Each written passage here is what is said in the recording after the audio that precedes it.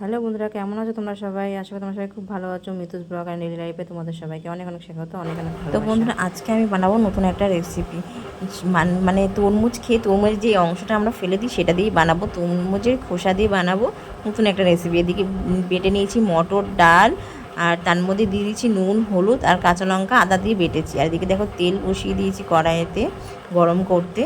তো আজকে নতুন সেই তরমুজের খোসা দিয়ে একটা নতুন রেসিপি আমি বানাবো।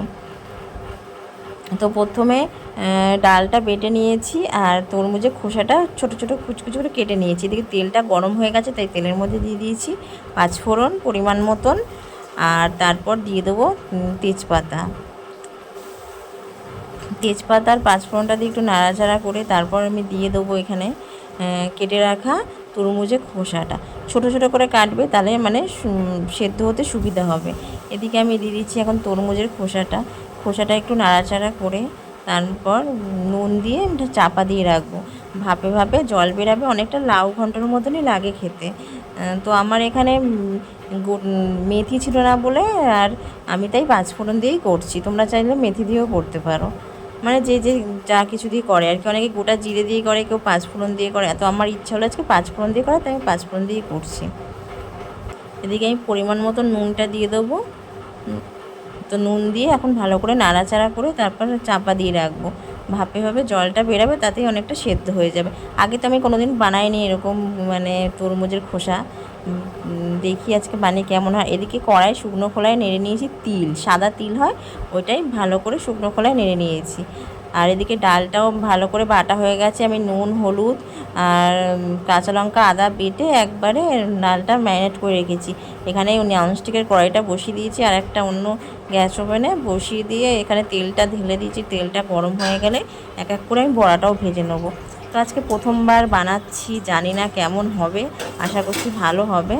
তো চলো বানিয়ে নিই, তোমরাও চাইলে বানাতে পারো, দেখতে পারো বানিয়ে কেমন লাগে খেতে।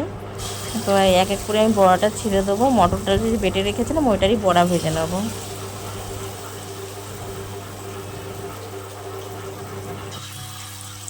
পাতলা হয়ে গেছে না, ছিদ্র হয়ে যাচ্ছে।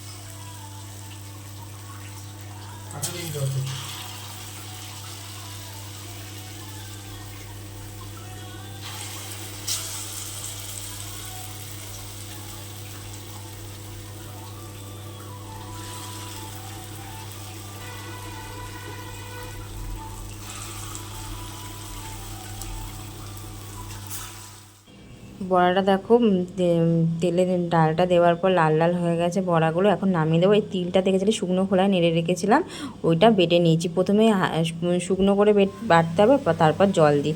এখানে নুন দিয়ে মজে এসে অনেকটা তরমুজের এটা। তারপর আমি এখন হলুদ দিয়ে দিলাম, হলুদটা দিয়ে ভালো করে নাড়াচাড়া করব। আর একদিকে দেখো বড়াগুলো ভাজা হচ্ছে।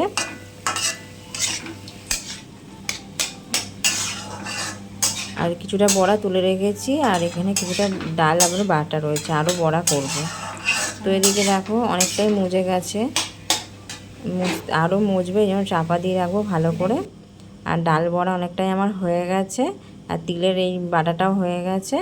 এখন কড়াইতে আমি দিয়ে দেবো, আর কটা কাঁচা লঙ্কা চিড়ে দিয়ে দিয়েছি। এটা তো একটু মিষ্টি মিষ্টি ঝাল ঝাল হবে। তো আমরা যেহেতু চিনি খাই না, সেই জন্য বাতাসা একবারে তিলের জলের সাথে মিশিয়ে রেখে, তিল বাটাটার সাথে মিশিয়ে রেখেছিলাম, ওর মধ্যে একবারে দিয়ে দিয়েছি। এখন তিলের জলটা দেওয়া হয়ে গেছে, এখন ভালো করে নাড়াচাড়া করে নেব। আর তারপর লাস্টে বড়াগুলো দেব।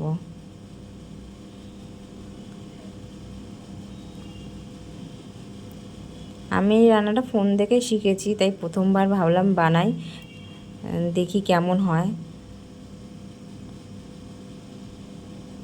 তো এখন ভালো করে নাড়াচাড়া করে নেব, দিয়ে তারপর বড়াগুলো দেবো।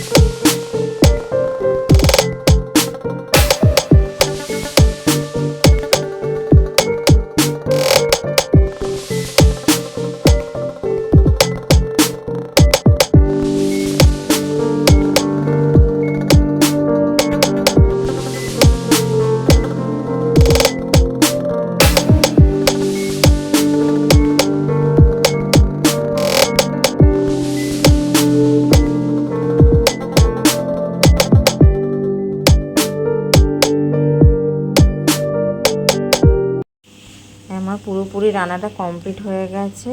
তোমাদের কেমন লাগলো অবশ্যই জানিও।